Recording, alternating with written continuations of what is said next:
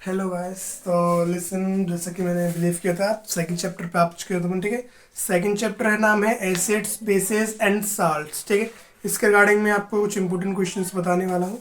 तो देखो, मैं पेज नंबर बोलते चलूँगा, आप उस पर टिक करते चलना, ठीक है। बिकॉज ठीक है, आप करते रहना, ठीक है। मैं पेज नंबर बोलते चलूँगा, आप टिक करते चलना। जैसे वन वर्ड में आ सकता है what is oil factory indicators, तो ये आप कर लेना, ठीक है। ऑयल फैक्ट्री इंडिकेटर्स क्या होता है, ये वन वर्ड में आ सकता है, ठीक है। ये पूछ लेगा।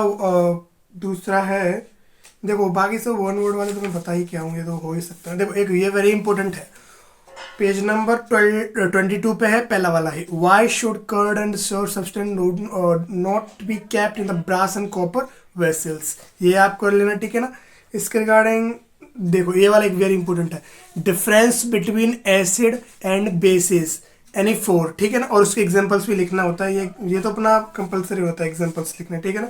दूसरा मैं बोलूँगा और इसी पेज नंबर पे है 25 पे, 25 पे है। पहला वाला है why do HCl and HNO3 as so acidic characters in aqueous solution while the solution like alcohol glucose no acidic, ये वाला, ठीक है। दूसरा वाला why the aqueous solution of acid conduct electricity, ये वाला है। Third one why does dry cell do not change the order of class में, ये भी है। और ये चौथा वाला भी है why it is recommended that acid should be added in water not in water to be acid, ये वाला, ठीक है। चार क्वेश्चन इंपोर्टेंट है 25 पेज नंबर पे, चारों पहले वाले। अब आते हैं ये, अब ये इसमें आता है वैसे कि क्या priority to importance of pH in everyday life, आपको जो भी अच्छा लगे इनमें से कोई भी दो लिख देना, ठीक है ना। कि प्लांट्स में होता है, टूट डिगे में कैसे इंपॉर्टेंट रहता है। अब ये देखिएगा पेज नंबर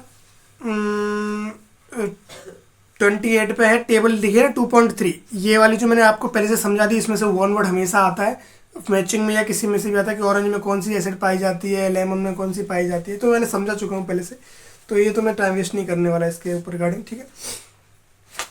अब आते हैं अपन, हाँ, अब कॉमन सॉल्ट से रिगार्डिंग आते हैं। देखिए मैं आपको बताऊँ, अब इसमें आता है वाट इज, लेकिन वैसे पूछ लेगा बेकिंग सोडा के कोई भी चार यूज लिखिए, यूजेस लिखिए। बेकिंग सोडा के बेकिंग, ये बेकिंग पाउडर इज ऑल्सो बनाते हैं, बेकिंग सोडा से बेकिंग पाउडर होता है, उससे छोड़ो। वॉशिंग सोडा के चार यूजेस लिखिए, उसकी मैन्युफैक्चर मेथड्स लिखिए, ठीक है।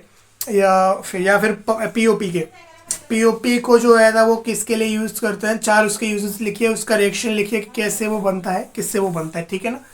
अब देखो और एक ये बताइए आप, ये वाला इंपॉर्टेंट होता है, जैसे पीओपी का, वॉशिंग सोडा का, बेकिंग सोडा का, और बस इतना ही है, बाकी तो कोई ज़्यादा खास इम्पोर्टेंट नहीं है और ये बताइए आप, वाई, ये है पेज नंबर 34 पे, 7 वाला, why does distilled water do not conduct electric while rain water does, ये वाला इम्पोर्टेंट है। और एक 8 वाला, why do acid so acidic behaviour in the absence of water, ये एक्सरसाइज बोल रहा हूँ, ठीक है ना। तो आप चेक करते चलिएगा। ये 13 वाला, 13 वाला, POP should be stored in a moisture proof container, explain why, ये वाला भी बहुत इंपॉर्टेंट है। एक 14 वाला, what is a neutralization reaction, give 2 examples, ये भी इंपॉर्टेंट है। और ये 15 वाला मैंने पहले ही बोल दिया आपको, सारे के सभी के जो बेकिंग सोडा है, वॉशिंग सोडा है, प्लास्टर ऑफ पेरिस, इसको चार यूज याद करना है, इसमें कोई दो राह नहीं है, ठीक है। और आपको एसिड एंड बेस का डिफरेंस याद करना है, यानी 4, ठीक है ना। तो ये इंपॉर्टेंट है। और ये भी आ सकता है कि मिल्क मैन ने small amount of baking soda fresh milk में क्यों डालता है, ये भी आ सकता है, ठीक है ना। बस इतना ही है मेरे हिसाब से, तो बाकी और कोई नहीं आएगा, and it is enough for you.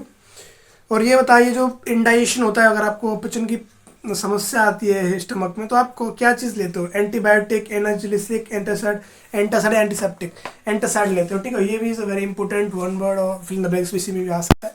तो thank you for watching, goodbye, bye bye, thank you.